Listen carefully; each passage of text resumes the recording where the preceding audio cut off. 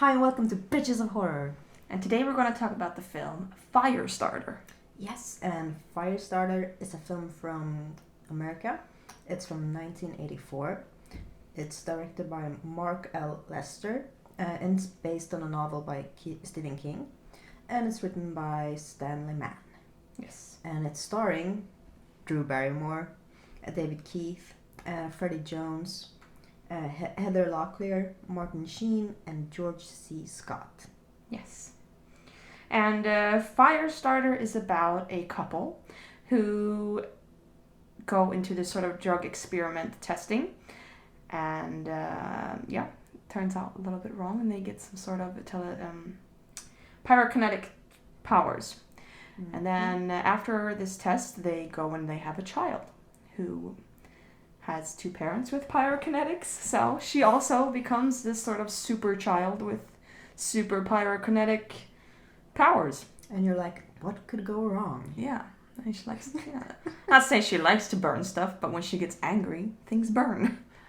Yeah. So she's a child and she has a little bit, a hard time controlling her emotions, and when she gets upset, that's when the fire comes out. Yes. Yeah.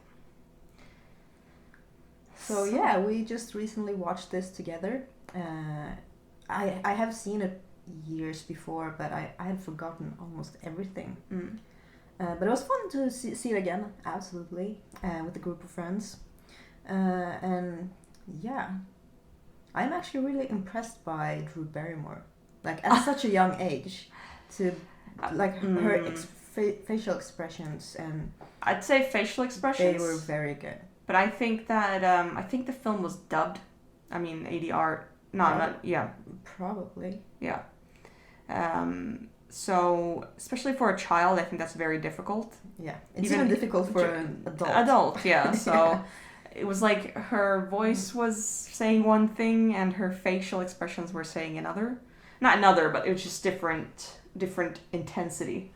So I think, like you said, her facial expressions were very well, but I think that her voice acting wasn't as good, unfortunately. But it wasn't like, oh my god, I can't watch it. It was just like, meh, sort of like that. But yeah, she's cute. Oh, she is.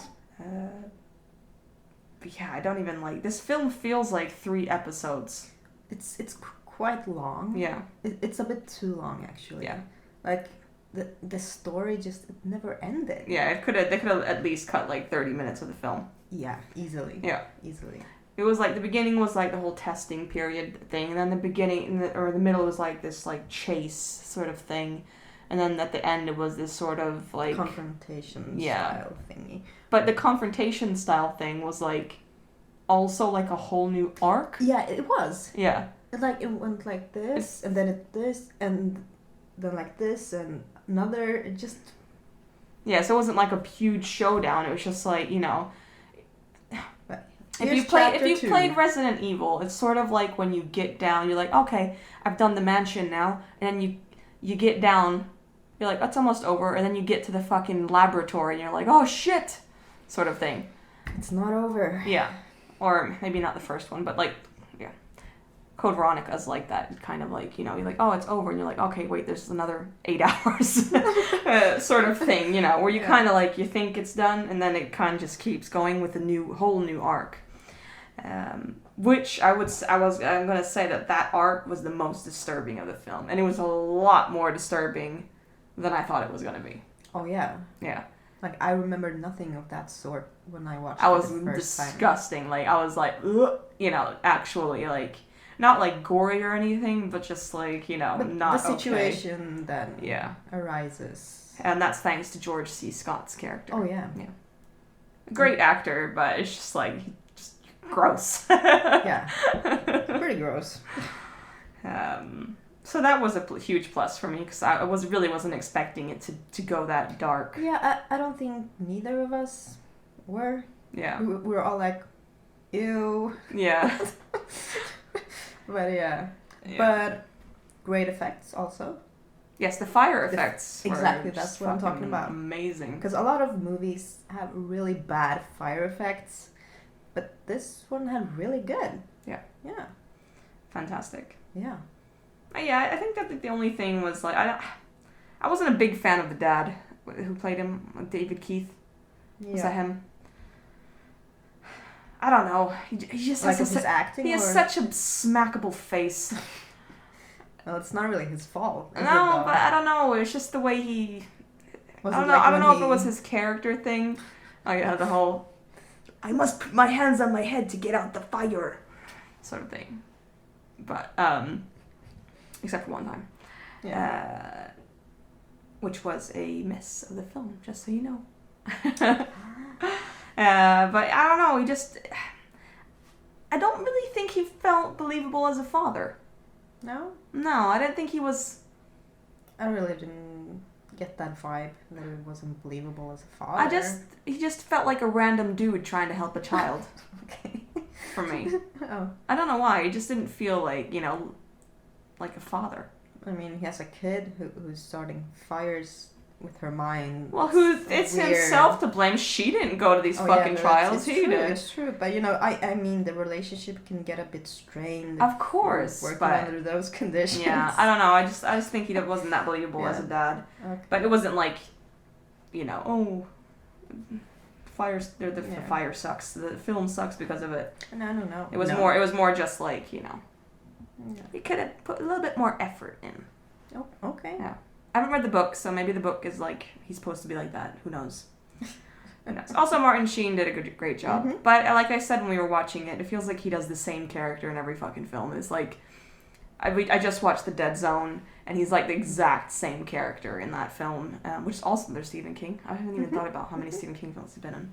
But I was also like, does he ever play like a loving sort of like, nice guy?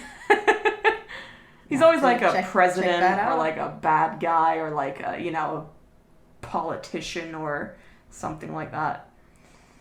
But yeah. To try to find one.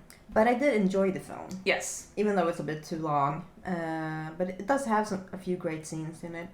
And especially the last part is, just as you said, disturbing and just really intense. Yeah.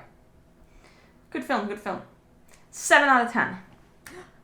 Me too. Yeah. 7 out of 10. Ooh. Good film. Just amazing. Yeah, and this, for people who are in Sweden, I think it's the first time it's on Blu-ray from Studio S Entertainment. And it was actually a really good, I can't even talk right now, but what do you call it? Remaster? Yeah, a good remaster. It looked really nice.